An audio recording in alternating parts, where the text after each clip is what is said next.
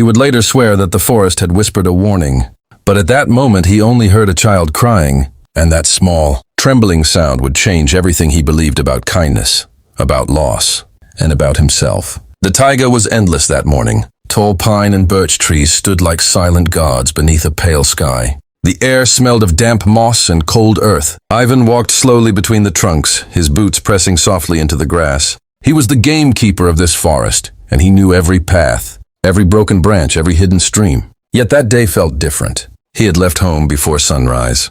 His wife Anna had been awake, sitting by the small window of their wooden cabin. Her cough had grown worse during the night. She tried to hide it from him, but he heard everything. The doctor in the nearest village had said she needed rest, warmth, and hope. Hope was the hardest thing to find. Ivan paused when he heard it again, a faint, broken sob. At first he thought it was a fox or a wounded bird. But no, this sound was human, small, afraid. He followed the sound carefully, and then he saw her. A little girl sat at the base of a birch tree, her back pressed against the white bark. Her brown hair was tied into 2 uneven braids. Her clothes were dusty and thin for the cold forest air. She held her knees close to her chest, as if trying to make herself smaller. Her name, he would soon learn, was Emily. For a moment, Ivan simply stared. Children did not wander alone in the taiga. Not here, not this far from any road. He crouched down slowly, keeping his voice soft. Are you lost? The girl did not answer. She only looked at him with wide, tired eyes.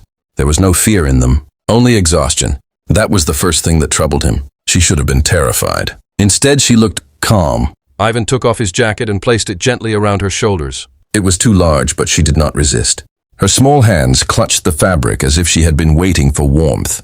Where are your parents? He asked. She lowered her gaze. They went away, she whispered. Those 3 words echoed in the forest. They went away. Ivan felt a tightness in his chest. He did not ask more questions. Sometimes the forest carried stories too heavy for words. He helped her stand. She was light. Too light. You'll come with me, he said gently. My wife will make you tea.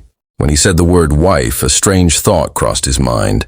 Anna had not smiled in weeks. The illness had taken her strength, and with it, her laughter. Perhaps this little girl could bring something back into their quiet cabin.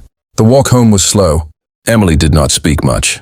She looked around as they moved, as if memorizing the trees. Once Ivan noticed she touched the bark of a pine tree softly, almost lovingly. That troubled him again. Why did she seem so familiar with this wild place?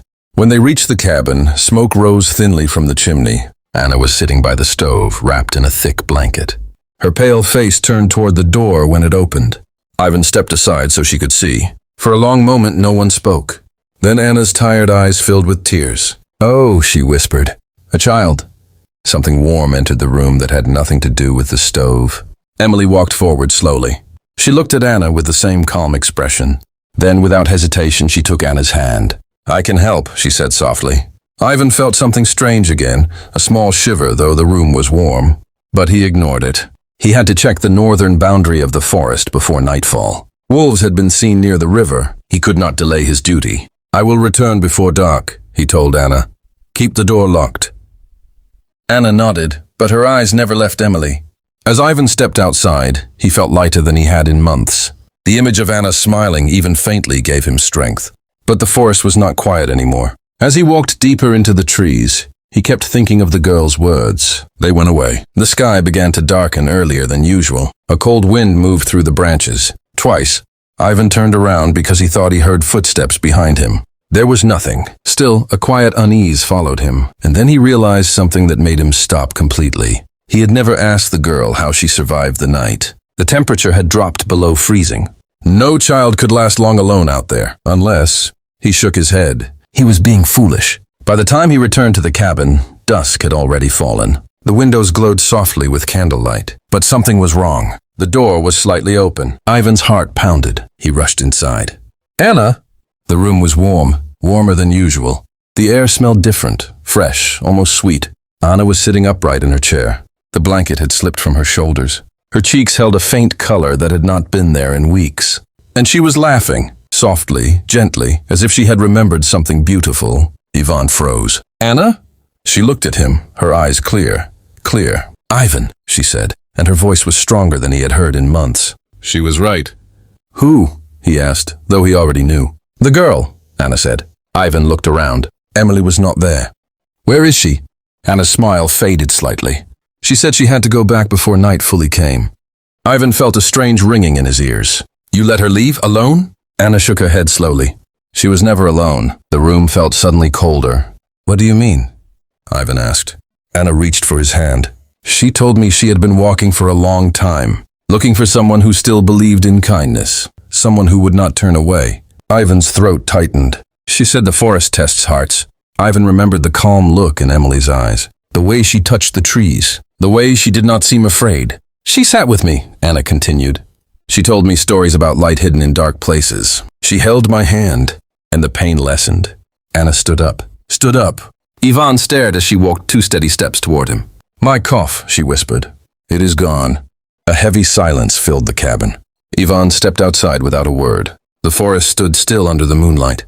No footprints marked the path, no broken branches, no sign of a small child walking alone, only the wind. For a long time he stood there listening. Then he understood something that made his knees weaken. The forest had not whispered a warning that morning. It had whispered a gift. When he returned inside, Anna was sitting peacefully by the stove. Color filled her face. Life returned to her eyes. He sat beside her, silent. Do you think we will see her again? Anna asked quietly. Even looked at the dark window, at the reflection of the trees swaying gently. I think, he said slowly, she appears where she is needed. Anna smiled. Days passed, then weeks. Anna's strength continued to grow. The doctor could not explain it. He called it a miracle. Ivan did not argue. Sometimes, while walking through the forest, he would pause near the birch tree where he first found Emily. Once he thought he saw small footprints in the moss. Another time he heard a faint laugh carried by the wind. He never felt afraid, only grateful.